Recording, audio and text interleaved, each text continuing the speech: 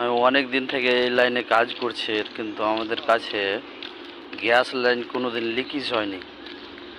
হঠাৎ একদম মানে খাড্ডাতে এদিকে কয়েকদিন থেকে পিছলে ভিডিওতে দেখাচ্ছিলাম না তোমাদেরকে, যেদিকে ম্যাঘ হচ্ছে, খুব ম্যাঘ হওয়ার কারণে খাড্ডাতে পানি হয়ে যায়।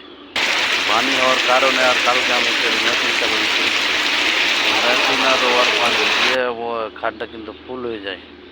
ফুল হওয়ার কারণে মাটি ধস মারে, খাড্ডার সাইডের মাটিগুলো মাটি ধস মারার কারণে তোমার গ্যাস লাইন ছিল সাইডে, গ্যাস লাইন মাটি ধস মেরেছে যেরকম, তো সেরকম গ্যাস লাইন লিকেজ হয়ে গেছে।